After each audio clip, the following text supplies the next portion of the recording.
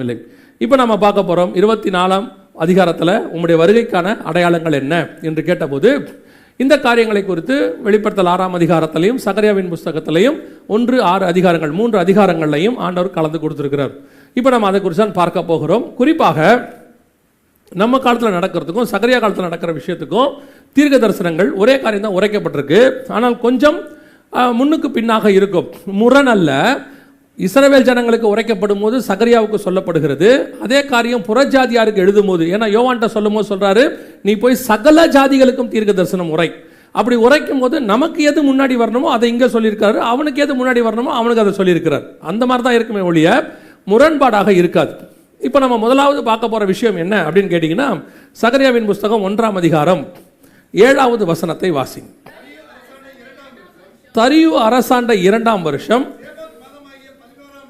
சேபாத் மாதமாகிய 11ஆம் மாதம் 24ஆம் தேதியிலே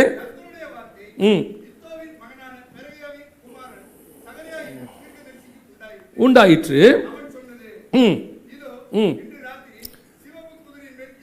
இந்த தரியு அரசாண்ட 2ஆம் வருஷத்திலிருந்து அந்த 2ஆம் வருஷம் என்ன வருஷம் அப்படின்னு சொல்லி நீங்க கணக்கு பார்த்தீங்கன்னா 12வது வசனம் வாசி. சேனைகளின் கர்த்தாவே, இந்த 70 வருஷமாய் நீர் கோபம் கொண்டிருக்கிற எருசலேமின் மேலும் கரெக்டா இஸ்ரவேலுக்கு 70வது வருஷம், இஸ்ரவேல் எருசலேம் வந்து 70வது வருஷம் இந்த சம்பவம் நடக்குது.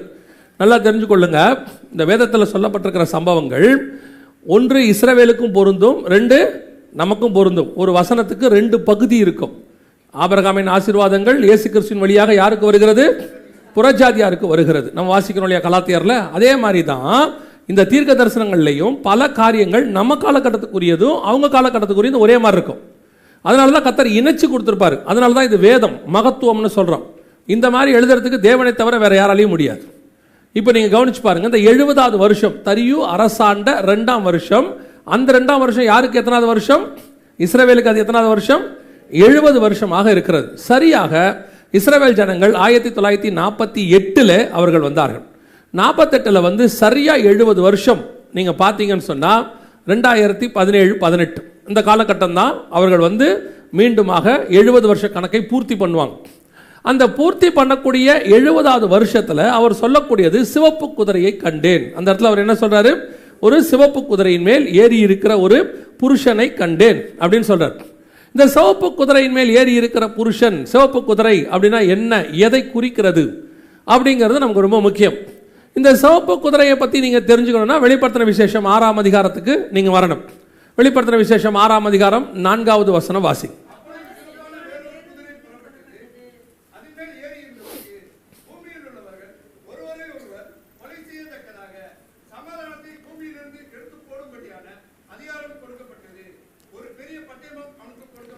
இது எதை பற்றி சொல்லப்பட்டிருக்குன்னா, ஏற்கனவே நம்ம நிறைய அதை பற்றி பேசியிருக்கிறோம். ஒருவேளை வராதவங்களுக்கு அல்லது புதுசாக வந்தவங்களுக்கு, அப்படி இந்த ஆன்லைன்லையும் பார்த்துட்டு இருக்கிறாங்க இல்லையா, அவங்களுக்கும் சேர்த்து சொல்கிறோம். இது எதை குறித்து சொல்லப்பட்டிருக்கிறது அப்படின்னு பார்த்தீங்கன்னு சொன்னால், அந்த தூதன் கையிலே பட்டயம் கொடுக்கப்படுகிறது. சிவப்பு குதிரையின் மேல் ஏறி இருக்கிற கையில் என்ன இருக்கிறது? ஒரு பட்டயம் இருக்கு. தூதன் கையில் பட்டயம் இருக்கிறது அப்படின்னா என்ன அர்த்தம்? 1 நாளாகமத்தின் புஸ்தகம் 21ஆம் அதிகாரம் 12வது வசனம் வாசி. 3 வருஷத்து பஞ்சமோ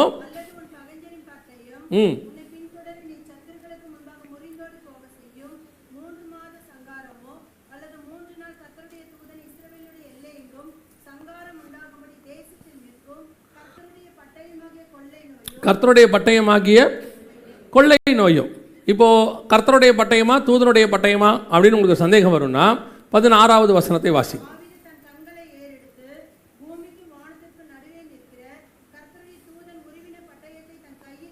கர்த்தருடைய தூதன் உருவின பட்டயத்தை தன் கையில் பிடித்து அப்படின்னு இருக்கு. அன்னைக்கு என்ன வந்துச்சு எருசலேம்ல?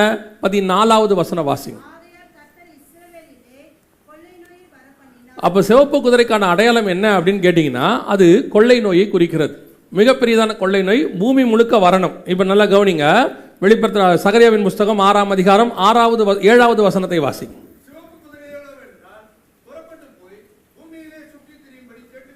அதாவது சிவப்பு குதிரைனா கொள்ளை நோய். வெளிப்படுத்தின விசேஷம் 6ஆம் அதிகாரம் 4ஆம் வசனத்தின்படி சிவப்பு குதிரைகளோ வென்றால், கொள்ளை நோயோ வென்றால். இன்னும் கொஞ்சம் உங்களுக்கு புரியும்படி சொல்றேன். நீங்க வாசிச்ச மத்திய 24:3 இருக்குல்லையே ஆரம்பத்தில், உங்களுடைய வருகைக்கான அடையாளம் என்னன்னு, அதுல இயேசுக்கு சொன்ன அடையாளங்கள்ல 7 அடையாளங்கள்ல ஒன்று என்னது? கொள்ளை நோய். அவர் மிக முக்கியமாக சொன்ன முதல் ஃபர்ஸ்ட் ஸ்டேஜ் ஆஃப் சயின்ஸ்ன்னு சொல்லுவாங்க, அடையாளங்கள் சொல்லுவாங்க.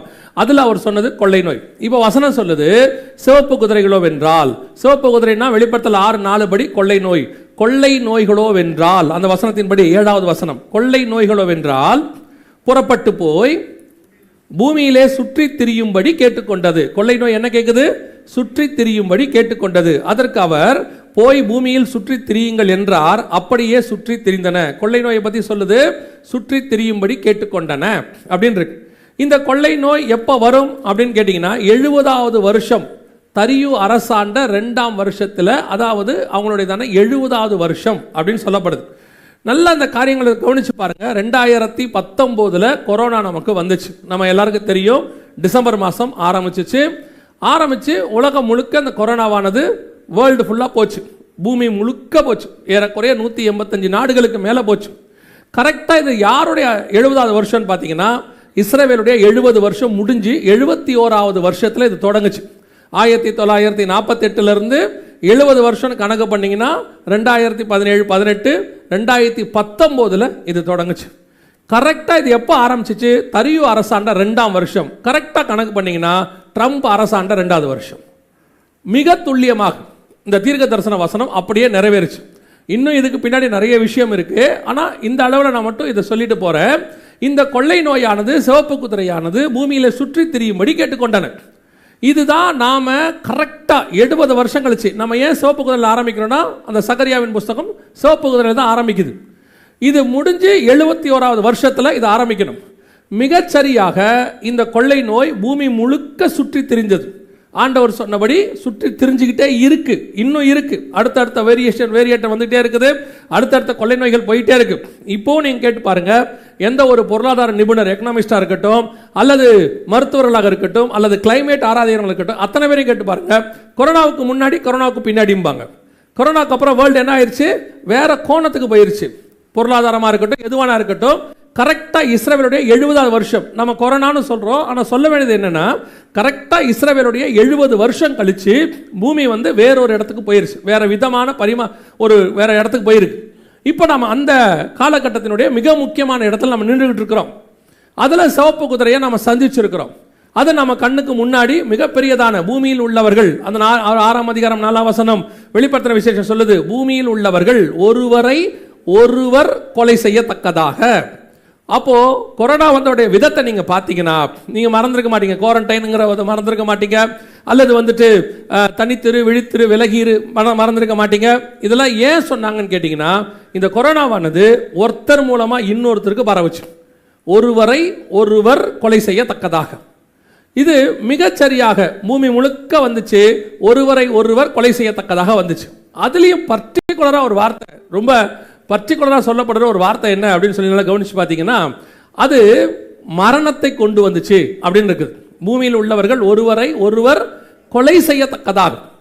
இந்த கொள்ளை நோய் மட்டும்தான் உலகம் முழுக்க இந்த குறிப்பிட்ட காலகட்டம் 70 வருஷம் கழிச்சு வேர்ல்டு வைடு அத்தனை பேருக்கும் மரணத்தை, எந்தெந்த நாட்டுக்கெல்லாம் போச்சோ எல்லா நாட்டுக்கும் மரணத்தை கொண்டு வந்துச்சு. ஆண்டவர் சொன்னபடி அப்படியே துல்லியமான தீர்க்க தரிசனம் நிறைவேறுச்சு. இதை தியானிக்கும் பொழுது கர்த்தர் எங்களுக்கு சொன்ன காட்டின ஒரு ஆச்சரியமான விஷயம் என்ன அப்படின்னு கேட்டிங்கன்னா, நமக்கு வேதாகமத்தில் மிக முக்கியமான வாதைகளை எல்லாம் பார்க்கும்போது ஒரு 3.5 வருஷம் வந்துக்கிட்டே இருக்கும். பனியும் மழையும் பெய்யாதபடிக்கு 3.5 வருஷம், 3.5 நாள், அப்புறம் அந்த வாரம் பாதி சென்ற பின்பு ஒரு காலங்களும் அரைக்காலமும், ஸ்திரீயானவள் வனாந்தரத்துக்கு போகும்படி 1260 நாள். இது எல்லாமே 3.5 years குறிக்கும். அத்தனையுமே எதை குறிக்கும்? 3.5 வருஷ கணக்கை குறிக்கும். நீங்கள் அறிந்திருக்கிறபடி, உங்களுக்கு தெரிஞ்சிருக்கும்னு நினைக்கிறேன், கொரோனாவுடையதான எமர்ஜென்சி டைம் அப்படின்னு சொல்லுவாங்க. கொரோனாவுடைய எமர்ஜென்சி டைம் கவனிச்சு பார்த்தீங்கன்னா சரியாக 3.5 வருஷம் இருக்கும். இது கொரோனா வந்ததுக்கான WHO உடைய ரிப்போர்ட். எப்போ ஆரம்பிச்சு எப்போ முடிஞ்சிச்சு அப்படின்னு சொல்லி பார்த்தீங்கன்னா 2019 டிசம்பரில் ஆரம்பிச்சு 2023 மே மாதம் முடிவுக்கு வந்தது. சரியா 3 வருஷம் 6 மாதம், 3.5 வருஷம் எமர்ஜென்சி பீரியடாக அனௌன்ஸ் பண்ணப்பட்டு, அதற்கு பிறகுதான் மாஸ்க் வேணாம், அப்புறம் இந்த சர்டிஃபிகேட் என்ன சொல்லுவாங்க, வேக்சின் சர்டிஃபிகேட் வேண்டாம் எல்லாம் சொல்லி நார்மலாக நாம் இருக்கலாங்கிற அனௌன்ஸ்மெண்ட் WHO கொடுத்தது சரியாக 3 வருஷம் கழித்து அவர்கள் கொடுத்திருக்கிறார்கள். வேதத்தில் சொன்னபடியே மிக துல்லியமாக ஒரு வாதை நம் காலத்திலே நம் கண்களுக்கு முன்பாக எழுத்துக்கு எழுத்து தீர்க்க தரிசனம் நிறைவேறியது. இது ஆண்டவர் நமக்கு கொடுத்திருக்கிற அடையாளம். என்ன அடையாளம்? நம் காலத்தில் நடக்கும் என்பதற்கான அடையாளம். இத்தனை துல்லியமாக இன்னும் நீங்கள் அப்படியே நீங்கள் சகரியாவையும் வெளிப்படுத்தலையும் தியானிக்க நீங்கள் போய் பார்த்தீங்கன்னா மாத கணக்கிலிருந்து நாள் கணக்கு வரைக்கும் ஆண்டவர் கொடுத்து வச்சிருக்கிறார். ஒவ்வொன்றத்தையும் தெளிவாக கொடுத்துருக்கிறார். இது நமக்கு என்ன சொல்லுதுன்னா, நாம் மிக முக்கியமான ஒரு வாதையை கடந்திருக்கிறோம். இன்னும் சொல்ல போனால் நம் காலத்தில் ஒரு மிகப்பெரிய தீர்க்க தரிசனம் துல்லியமாய் நிறைவேறி இருக்கிறது. ஆண்டவர் சொன்னபடி நிறைவேறி இருக்கிறது. இப்போ நாம் இந்த தீர்க்க தரிசனம் நிறைவேறினதை எந்த அளவுக்கு புரிஞ்சுக்கிட்டோம்? நான் எப்பவும் சொல்கிறேன், இவ்வளோ தெளிவாக இந்த வசனத்தை இப்போ பகுத்து படிக்கிறோம்ல, இந்த அளவுக்கு கொரோனா வர்றதுக்கு முன்னாடி எங்களுக்கு தெரியாது. ஆனால் ஆண்டவர் ஒன்று மட்டும் சொன்னார், கொள்ளை நோய் வரப்போகுதுன்னு சொல்கிறாங்க. பைபிளில் சொல்லியிருக்கு இயேசு கிறிஸ்துவினுடைய வருகையில் அடையாளம் என்னென்னா கொள்ளை நோயின்னு. அப்போ WHO ஒரு ரிப்போர்ட் கொடுக்குது, ஒரு கொள்ளை நோய் வரும்னு சொல்லி. இதான் அவங்க கொடுத்த ரிப்போர்ட்டு. இந்த ரிப்போர்ட்டின் படி ஒரு மிகப்பெரிய கொள்ளை நோய் வரணும். இங்கே பாருங்க, வரலாற்றில் இதுவரை கண்டிராத மிகப்பெரிய அளவில் உயிரிழப்பை ஏற்படுத்தக்கூடிய நோய் ஒன்று பரவ உள்ளதாக உலக சுகாதார நிறுவனம் எச்சரிக்கை விடுத்துள்ளது. ஜெனீவாவை தலைமையிடமாக கொண்டு இயங்கும் உலக சுகாதார நிறுவனமானது மூத்த ஆராய்ச்சியாளர்களுடன் அவசர ஆலோசனை நடத்தியது. அதில் ஒட்டுமொத்த உலக மக்களின் சுகாதாரத்துக்கு அவசர நிலை ஏற்படும் அளவு புதிய நோய் பரவ இருப்பதாகவும், இதுவரை கண்டிராத அளவுக்கு உயிர் சேதங்களை அந்த நோய் ஏற்படுத்தும் என்றும் எச்சரிக்கை விடுக்கப்பட்டது. இது தொடர்பான ஆராய்ச்சியில் ஈடுபடுமாறு ஆராய்ச்சியாளர்களுக்கு வலியுறுத்தப்பட்டது. இந்த நோய்க்கு டிசீஸ் எக்ஸ் என்று பெயரிடப்பட்டுள்ளது. இது 2018 வந்ததான ஒரு வீடியோ. WHO உடைய ரிப்போர்ட்டை அடிப்படையாக கொண்டு உலகம் முழுக்க இருக்கிற எல்லா நாடுகளுக்கும் அவர்கள் சொல்லி அந்தந்த நாடுகள் தங்கள் மக்களுக்கு ஒரு எச்சரிப்பை காஷனை கொடுத்தாங்க. இப்போ நம்ம நாட்டிலையும் அது எல்லா மாநிலங்களுக்கும் அந்தந்த மொழியில் கொடுக்கப்பட்டு டிவியில் இப்படிப்பட்ட காரியங்கள் வந்துச்சு. இப்போ இதை வரபோது ஆண்டவர் எங்களுக்கு ஒரு காரியம் உணர்த்தினார், ஒரு கொள்ளை நோய் வரபோது. இது வேதத்தில் அப்போ எங்களுக்கு இந்த சகரியா புஸ்தகத்துக்கும் வெளிப்படுத்தின விசேஷத்துக்கும் உள்ள எந்த தொடர்பும் தெரியாது. ஒரு காரியத்தை மட்டும் ஆவியானவர் உணர்த்தினார். மத்திய 24 இயேசு கிறிஸ்துவின் வருகைக்கான அடையாளம் கொள்ளை நோயின்னு இருக்கு. இப்போ இவங்க ஒரு கொள்ளை நோய் சொல்றாங்க. இதுதான் அந்த கொள்ளை நோய் அப்படின்னு சொல்லி இயேசு சொன்ன மென்ஷன் பண்ண மிக முக்கியமான ஒரு கொள்ளை நோயின்னு சொல்லி. அப்போ எங்களுக்கு இதை பற்றி எதுவும் தெரியாது. ஆனால் ஒன்று மட்டும் விசுவாசம், பைபிள் சொல்லியிருக்கு, ஆண்டவர் சொல்லியிருக்காரு, கொள்ளை நோயின்னு சொல்லி எடுக்கிறோம். அப்போ நிறைய பேர் கேட்ட கேள்வி என்னன்னா, இதுக்கு முன்னாடி எத்தனையோ வாட்டி கொள்ளை நோய் வந்திருக்குது, அந்த கொள்ளை நோயெல்லாம் சொல்லாமல் இதுதான் எப்படி சொல்றீங்க அப்படின்னு சொல்லும் போது, வெளிப்படுத்தின விசேஷம் 3 அதிகாரங்களை முடிச்சு 7ஆம் அதிகாரத்தில் சபை பரலோகத்தில் இருக்கு. அதுக்கு முன்னாடி இது நடக்கணும்னு இருக்கு. அப்போ அது கடைசி காலத்தில் நடக்க வேண்டிய சம்பவம். ஏன்னா 3ஆம் அதிகாரம் 20ஆம் வசனத்தில் சபையை பார்த்து கதவை தட்டுறாரு. 7ஆம் அதிகாரம் 9ஆம் வசனத்தில் சபை பரலோகத்தில் இருக்கு. அந்த சபை காலத்தினுடைய முடிவுக்கும் சபை பரலோகத்துக்கு போறதுக்கு முன்னாடி நடக்கணும், நடுவில் நடக்கணும் இந்த சம்பவம். அதை மட்டும் ஆண்டவர் உணர்த்துறார். அப்போ இதை யார் சொன்னாலும் அதெல்லாம் கிடையாது, 6ஆம் அதிகாரம் இப்போ நடக்காது, அந்த முத்திரையெல்லாம் உடைக்க மாட்டாங்க, இப்படி நிறைய காரியம் சொல்லிக்கிட்டே இருக்கிறாங்க. அப்போ ஒரு வசனத்தை ஆண்டவர் எங்களுக்கு உணர்த்தினார் வாசிக்கும் போது. ஓசியாவின் புஸ்தகம் 3ஆம் அதிகாரம் 5வது வசனம் வாசி. ஓசியாவின் புஸ்தகம் 3ஆம் அதிகாரம் 5வது வசனம். பின்பு இஸ்ரவேல் புத்திரர் திரும்பி தங்கள் தேவனாகிய கர்த்தரையும் தங்கள் ராஜாவாகிய தாவீதையும் தேடி கடைசி நாட்களில் கடைசி நாட்களில் அஞ்சிக்கையாய் வருவார்கள். இந்த கடைசி நாட்களில் வருவாங்கன்ற வசனத்தை கர்த்தர் உணர்த்திட்டு சொன்னாரு, இஸ்ரவேல் ஜனங்கள் எப்ப திரும்பி வராங்களோ அதற்கு பிறகு இது நடக்கணும்னு சொன்னார். ஏன்னா அப்பதான் அது கடைசி காலம். 7வது சபையின் காலம் என்பது கடைசி காலம். அத்திமரம் துளிர்க்கிறது என்பது கடைசி காலம். ஸோ இஸ்ரவேல் வந்த பிறகு 6ஆம் அதிகாரம் நடக்கணும் அப்படின்னு மட்டும் உணர்த்தினார். இதையும் போய் அதுக்கப்புறம் சொல்றோம், 6ஆம் அதிகாரம் கடைசி வசனம் இந்த மாதிரி கடைசி காலத்தில் நடக்கும், ஆண்டவர் சொன்னபடி கொள்ளை நோய் வரப்போகுது, கொரோனா வர்றதுக்கு முன்னாடி 2018 சொல்றோம். அப்போ ஒரு கூட்டம் என்ன சொல்றாங்க, இதெல்லாம் கிடையாது, அப்படிலாம் நடக்காது, சும்மா இவர் பழைய ஏற்பாட்டை வச்சுக்கிட்டு கதை விட்டுக்கிட்டு இருக்காரு இப்படின்னு சொல்லிட்டு இருக்காங்க. ஆனால் கொள்ளை நோய் வரப்போது ஆண்டவர் சொன்னது, WHO சொன்ன ரிப்போர்ட்டு, இதை வச்சுக்கிட்டு மட்டும் சொல்லிக்கிட்டே இருக்கிறோம். அப்போதான் ஆண்டவர் வெளிப்படுத்தின விசேஷம் 6ஆம் அதிகாரத்தை பற்றி எக்ஸ்பிளைன் பண்றார் 4வது வசனத்தை.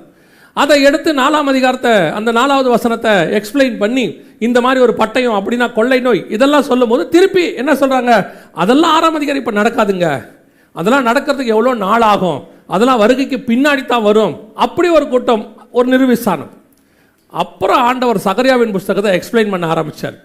எக்ஸ்பிளைன் பண்ணி இந்த 70 வருஷ கணக்கையும் அதோடு கூட நடக்கக்கூடிய சம்பவங்கள், எருசலேம் சம்பவங்கள், இது மட்டும் இல்லை, திருப்பியும் சொல்றேன், இதோட இன்னும் ஒட்டி நிறைய இருக்கு.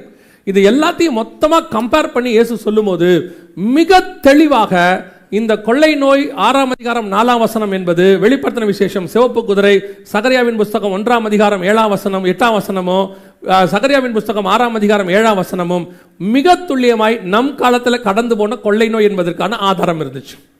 இப்போ உங்களுக்கு எதுக்கு சொல்றேன்னா, இது இப்போ நம்ம கடந்து வந்திருக்கிறோம். ஒருவேளை நாங்கள் அப்போ 2018 சொல்லும்பொழுது அது விசுவாசத்தின் அடிப்படை, ஏன்னா ஆண்டவர் வசனத்தில் சொன்னாரு, நாங்கள் அதை கொண்டு போய் பேசணும். ஆனால் இப்போ அதுக்கான வசனத்திலிருந்தே எல்லா ப்ரூஃபும் இருக்கு. நம் மிக முக்கியமாக ஒரு காரியத்தை நாம் கடந்து போயிருக்கிறோம், கொள்ளை நோயை கடந்து போயிருக்கிறோம். ஏறக்குறைய 2 கோடி பேர் உலகளாவிய இறந்து போனதாக, மரணம் அடைந்ததாக WHO சொல்லுது, உலக சுகாதார மையம். ஏறக்குறைய 2 கோடி பேர். ஆனால் நம்முடைய பேப்பரில், இந்தியாவில் வந்த பேப்பரில் என்ன சொல்லியிருக்கிறாங்கன்னா, எக்ஸ்பெக்ட் பண்ணதை விட அல்லது சொன்ன கணக்கை விட 8 மடங்கு அதிகமாக செத்துருக்கிறாங்க அப்படின்னு ரிப்போர்ட் சொல்கிறாங்க. என்ன சொன்னாங்களோ செத்துட்டாங்கன்னு சொல்லி அதை விட 8 மடங்கு அதிகமாக செத்துருக்கிறாங்கன்றாங்க. அது எப்படியோ யார் எப்படியோ, ஆனால் ஒரு மிகப்பெரியதான உயிர் சேதம் அல்லது மிகப்பெரியதான ஒரு வாதை நம் கண்களுக்கு முன்பாக நடந்துச்சு. நாம் கிராஸ் பண்ணி வந்தோம், சரியா 3.5 வருஷம் கிராஸ் பண்ணோம். நம்ம யோசித்து பாருங்க, அன்னைக்கு எருசலேமில் ஒரு 70,000 பேர், அன்னைக்கு நினிவேல ஒரு 1,20,000 பேர். சொல்லும் பொழுதே ஆண்டவர் பதபதைக்கிறார், இவ்வளோ பேர் இருக்கிறாங்கப்பா, வலது கைக்கும் இடது கைக்கும் வித்தியாசம் தெரியாத ஜனங்கள் அப்படிங்கிறார். ஒரு 1,20,000 பேருக்கு அவ்வளோ ஆண்டவர் பரிதவிச்சிருப்பாருன்னா, இப்போ கொரோனாவில் செத்து போனது 2 கோடி பேர்.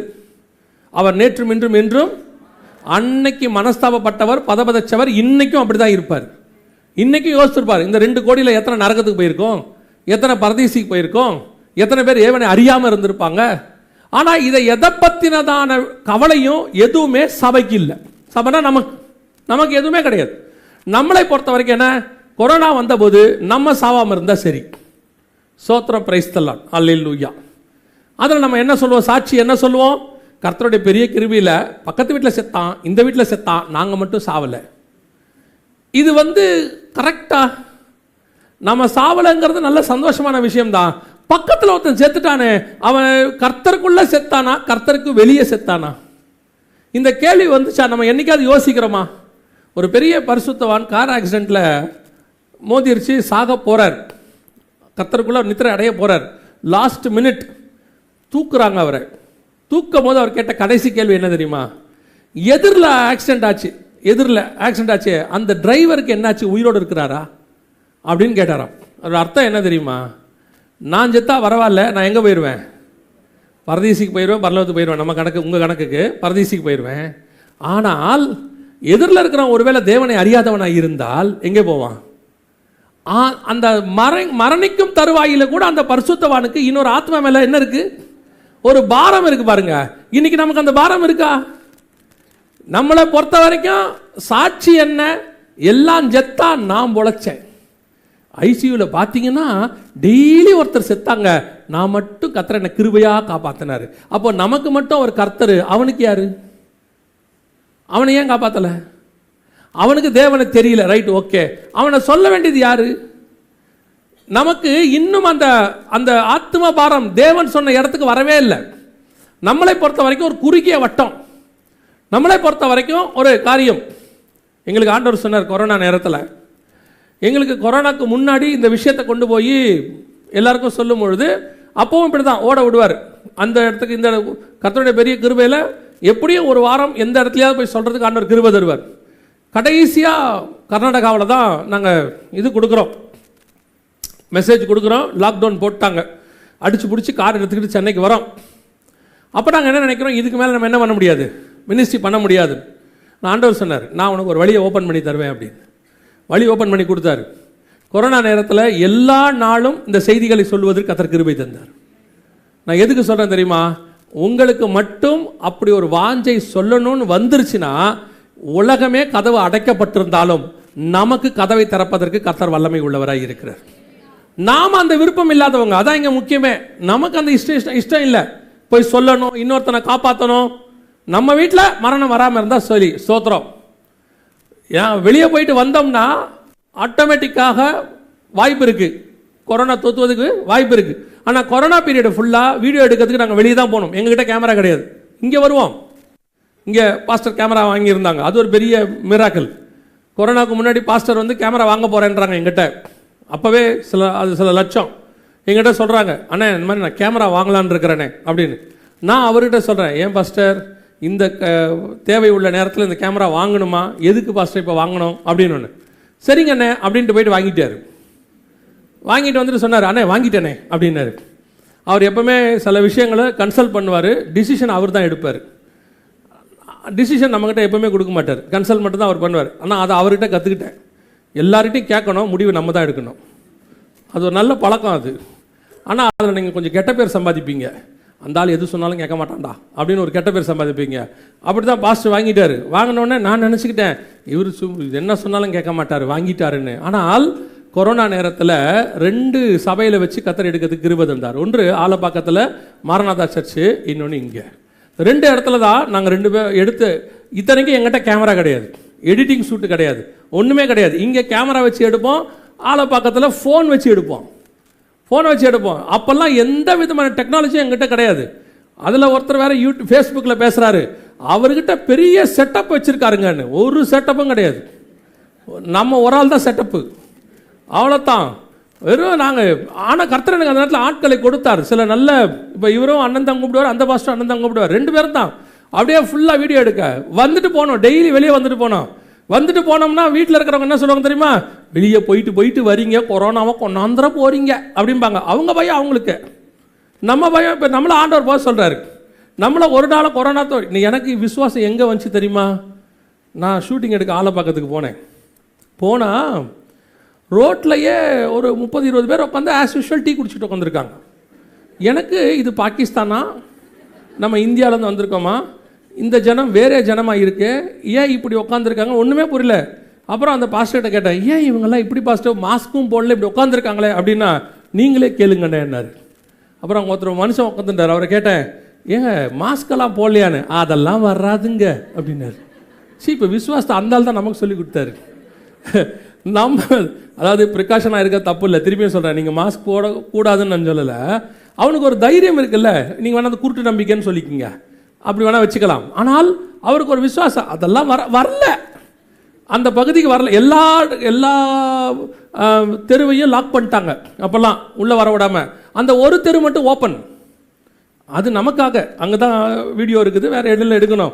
ஸோ வந்து போவோம். அதுக்கு நடுவில் ஒரு நாள் ஒருத்தர் திடீர்னு வந்து ஒரு அம்மா சொன்னாங்க, ஐயா இவருக்கு கொஞ்சம் ஜோம் பண்ணுங்கய்யா, உடம்பு சரியில்லைன்னாங்க.